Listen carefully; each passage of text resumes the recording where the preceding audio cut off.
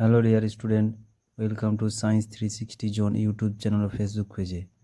আজকে আমরা ক্লাস 7-এর রাইমার্টিন কোশ্চেন ব্যাংক ম্যাথ বিষয়ের ফার্স্ট ইউনিট টেস্ট এর প্রথম স্কুল পেজ নম্বর 117 সলভ করব। এই ভিডিওতে আমরা 1 মার্ক ও 2 মার্কের কোশ্চেন সলভ করব। শুরু করা যাক। 1 দাগের সঠিক উত্তরটি নির্বাচন করো। 1 নম্বর √1225-এর মান, তাহলে কীভাবে করেছি দেখে নাও। তাহলে √1225-কে বর্গমূল করেছি প্রথমে 3 দিয়ে, 3 3 9, বিয়োগ করলে কত 3, এবার 25 নিচে নামে, তাহলে এবার 3-এর ডাবল কত 6, এবার 5 বসালে 325 হয়, তাহলে এখানে 5 বসলো, তাহলে 1225-এর বর্গমূল হল কত 35। তাহলে উত্তরে আমাদের কত 35, অপশন এ। 2 নম্বর সমকোণী সমদ্বিবাহু ত্রিভুজের কোণগুলির অনুপাত হলো, তা দেখে নাও কীভাবে করেছি।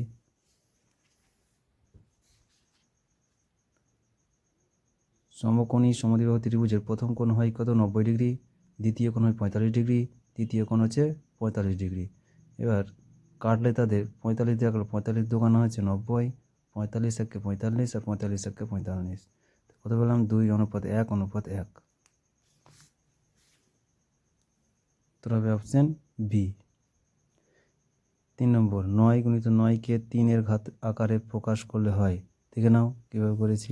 এই 9-কে ভাঙলে 2টা 3 পাবো, এই 9-কে ভাঙলে 3 × 3, তাহলে কী বললাম কটা 3 আছে 4টা 3, তাহলে একই রকম এখানে একই রকম হয়, তাহলে পাওয়ারগুলো কী হয় যোগ হয়, তাহলে 4টা 3 আছে উপরে 4, 3-এর পাওয়ার 4। উত্তর হবে কত অপশন সি। 4 নম্বর প্রদত্ত চিত্রে পরিসীমা, তো দেখে নাও কীভাবে। পরিসীমা কি বাহুগুলির যোগফল, তাহলে 8 semi 8 semi 6 semi 5 semi 5 semi, তাহলে 8 আর 8 16, 16 আর 6 22, 22 আর 5 হচ্ছে 27, 27 আর 5 32, উত্তর কত 32 সেমি, অপশন বি। 5 নম্বর 2.25 টাকার 9 টাকার কত পার্সেন্ট, দেখে নাও কীভাবে করেছি। 2.25 টাকা নিচে হচ্ছে 9 টাকার, আর ইন্টু কত 100, পার্সেন্টেজ বের করতে হয় 100 দিয়ে গুণ করতে হয়, তাই 225 দশমিক তুলে নিচে কত হলো 100, আর নিচে 9 নিতে কত 100, 100 100 কাটে, 9 দিয়ে কাটলে হয় 9 25-এ 225, তাহলে কত বললাম 25%। তবে কি অপশন ডি। 6 নম্বর 5/7-এর সঙ্গে কত গুণ করলে গুণফল 1 হবে, দেখে নাও কীভাবে করেছি। 6 নম্বর 5/7-এর সাথে ধরি এ গুণ করি, গুণ করলে কত হয় 1 হয়, তাহলে এ সমান এর সাথে এটা গুণ আছে যদি ভাগ হবে, তো 1/5-7, এর ভাগকে যদি আমি গুণ করি তাহলে উল্টে যাবে, 7/5। এবার 7/5-কে মিশ্র ভগ্নাংশ করলে হয়তো কত 1/2-5, উত্তর হবে কত 1/2-5। উত্তর কত অপশন এ। 7 নম্বর 7-এর পাওয়ার 0 এর মান কত 1। 2 দাগের নিচের প্রশ্নগুলির উত্তর দাও। 1 নম্বর 1 ডজন ডিমের দাম 72 টাকা হলে 32টি ডিমের দাম কত, দেখে নাও কীভাবে করেছি। 1 ডজন সমান 12টি, তো এ 12টি ডিমের দাম হলো 72 টাকা, তাহলে একটি ডিমের দাম অবশ্যই কম হবে, তো কম হলে ভাগ 72/12 টাকা। 32টি ডিমের দাম বেশি, বেশি হলে গুণ, কাটাকাটি করলে 12-কে 12, 6 × 12, 6-কে 32 দিয়ে গুণ করলে কত হয় 192, তবে কত 192 টাকা। 2 নম্বর দুটি বইয়ের দামের অনুপাত 2:5, প্রথম বইয়ের দাম 322 টাকা হলে দ্বিতীয় বইয়ের দাম কত, দেখে নাও কীভাবে করেছি।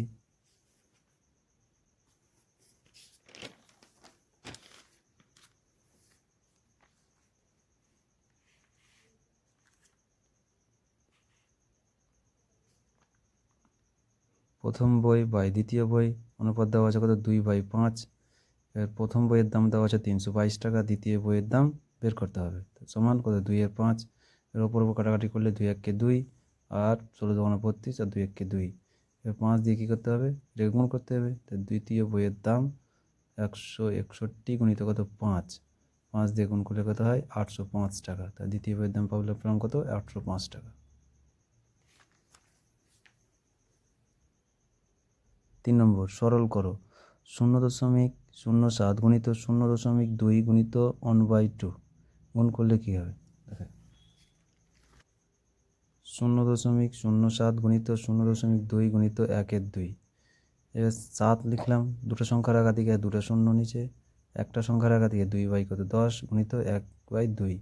এবার কাটাকুটি করলে 2 2 কাটে, এবার নিচে কটা শূন্য 3টা শূন্য, উপরে 7 1 7। এবার নিচে 3টা শূন্য আছে, 3টা সংখ্যার আগা দিয়ে দশমিক, 0.007, এটাই উত্তর আমাদের। অথবা এই সরলটি কীভাবে করা যায় দেখে নাও। অথবা তাহলে +5 বসে, তাহলে মাইনাস প্লাসে কত -6, প্লাস প্লাসে +3, প্লাস মাইনাসে -4। তো কত হলো 5 আর 3 যোগ করলে কত 8, 6 আর 4 যোগ করলে কত 10। পেলাম কত 10 থেকে 8 বাদ দিলে কত 2। এখানে বড়কে 10, 10-এর চিহ্ন কি মাইনাস, তাহলে মাইনাস বসে, তো -2 অ্যান্সার। 4 নম্বর সরল করো। 9/10 ভাগ প্রথম বর্ণিত 3/8 গুণিত 2/5 কীভাবে করছি দেখে নাও। 9/10 ভাগ প্রথম বন্ধনী 3/8 গুণিত 2/5। এবার কাটাকাটি করলে কী হবে, 2 1 2, 4 2 8। তাহলে 9/10 আর নিচে 4 5 20, উপরে কত 3 1 3। তাহলে 9/10 রাখলাম, এর ভাগকে গুণ করলে উল্টে যায়, উপরে 20 আর নিচে 3, 3 1 3, 3 3 9, 10 1 10, 10 2 20। তাহলে নিচে কেউ নেই, 1 আছে শুধু, উপরে কত আছে 3 2 6, তাহলে উত্তর হলো কত 6। 3 দাগের নিচের প্রশ্নগুলির উত্তর দাও।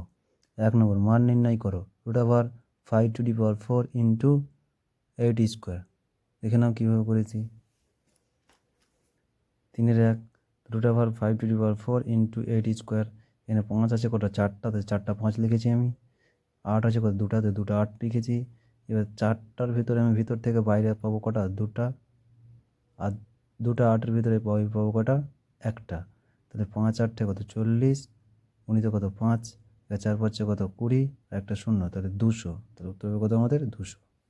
2 নম্বর মান নির্ণয় করো। 6⁴ ইন্টু 3⁸ ইন্টু 3⁻10, দেখে নাও কীভাবে করেছি। 6⁴ ইন্টু 3⁸ বাই 3⁻10। এবার 6কে আমরা কী করলাম, মৌলিক উৎপাদক বিশ্লেষণ করলাম। 2 গুণিত কত 3, পাওয়ারে কত 4, গুণিত 3-এর পাওয়ার কত 8, আর নিচে 3-এর পাওয়ার 10।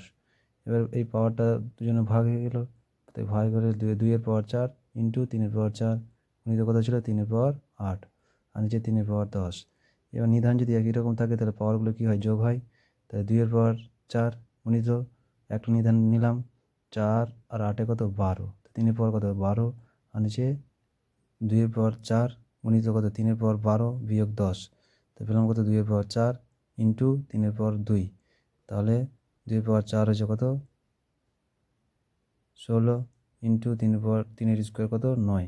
তাহলে 9 16 কত 144। 3 নম্বর 3000-এর নিকটতম পূর্ণবর্গ সংখ্যা লিখো যা 3000 এর চেয়ে বড়, দেখে নাও কীভাবে করেছি।